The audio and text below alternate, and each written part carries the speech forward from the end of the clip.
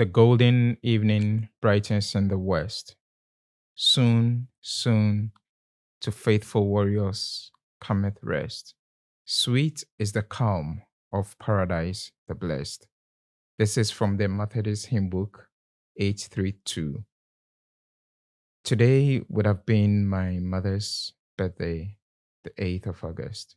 And as many of you know, I write a post every year in my own small way to try to immortalize her and to keep the memory or the memories that I have with her.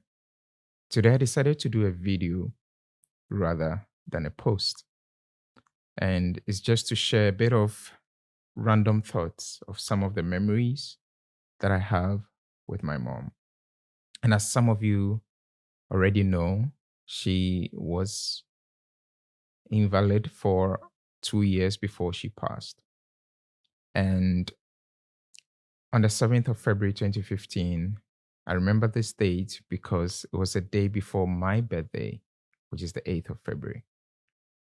So I remember quite vividly. And the reason why I keep sharing this post is because of the impact that my mom had in my life. This was a woman who did not have much of an education, but she sacrificed everything she had in order to give me the best of education that she could afford. I saw her resilience. I saw the many times she would pick, Trotsky from Kumasi to Cape Coast. Sometimes I could tell that even the items she was bringing to school was, in terms of monetary value, was less than her transport because that's what she could afford. So she would come all the way from Kumasi and bring me either shito or gari, and all that.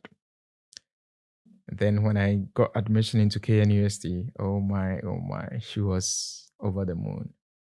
And she was very open about, everything with me. My mom, as many of you know, I grew up with her. So I kind of really picked a lot of things from her. One of the most important, I think, attributes that I learned from my mom was empathy, right? So she had that ability to empathize with other people. She would put herself in other people's situation and offered as much of herself to support as possible. And I think one other thing I learned from my mom is the ability to negotiate or haggle over prices. So growing up with my mom, I would go to the market with her because, of course, I was her only child. So go to the market with her and I would see her haggling over prices and all the tricks that the market woman would use. She would tell me, yeah, this price is yeah, is way higher than she was expecting. And she would sometimes kind of feign walking away. And then the market woman would call her back and, kind of give her a better price. Haggling over prices with taxi drivers. Oh man, I remember those times as well when she passed. I think it took me a couple of months to come to, probably more, yeah, almost like a year to come to the realization that she was really gone. I still had her number saved, and sometimes I'll just dial the number. I don't know, maybe expecting that, yeah, I would hear her voice on the other side. So, yeah, I'm doing this video not to just share my memories, but also to encourage anyone watching this. For some of you who may have lost your parents, your mom, your dad, your aunt, your brother, your cousin, your niece, your friend, you know, just know that it gets better with time. There are various stages of grief, and you would go through that cycle, but it gets better. One of the things I believed helped me was the kind of people that were around me. And I'd like to say a very special thank you to the Quartin family. So Joseph Quartin and his family, they took me in, at the point where I was at my lowest. And people like Rick Ricochere, Stylish Amankwa, these guys are brothers to me. They were there with me, I remember so well. You always need a support system.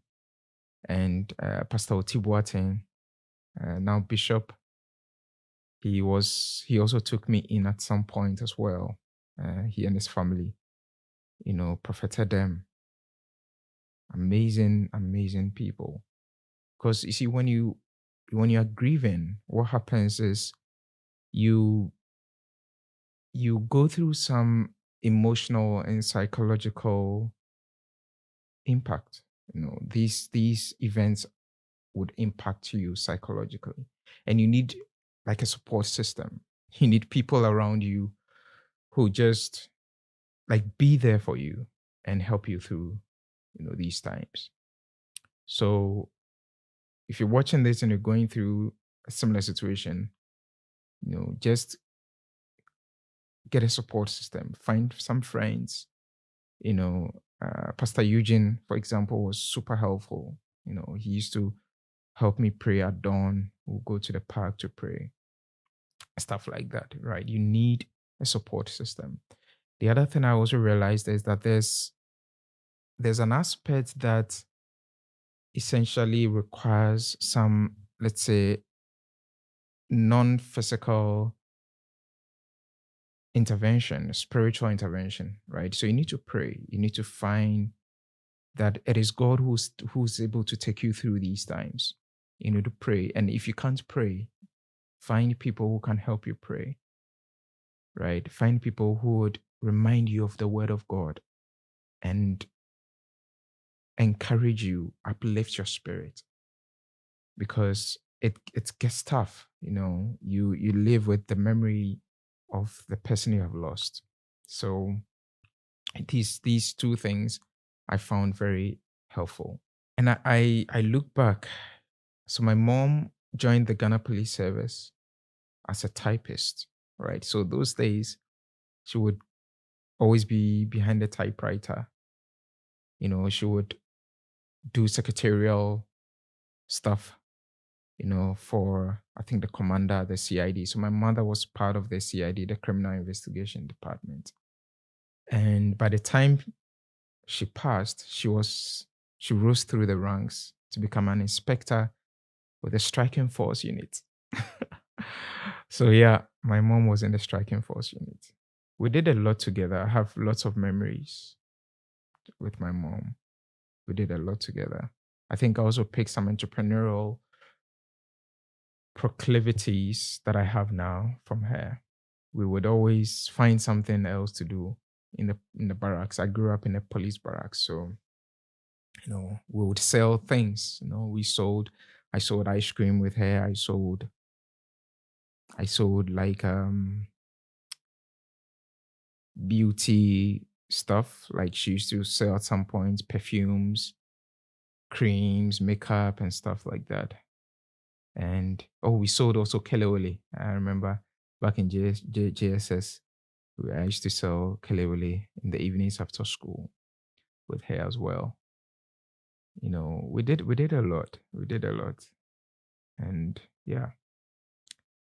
So yeah, this is my own small way to immortalize my late mom, Madame Florence Takio too. So yeah, I hope that you find some inspiration and know that things get better with time. If you've lost someone, just know that the best you can do is to also create an impact. Live the best version of yourself and be the best person that you can be. That is the best tribute that you can give to the people that have passed on. Thank you very much, and I'll catch you in the next one.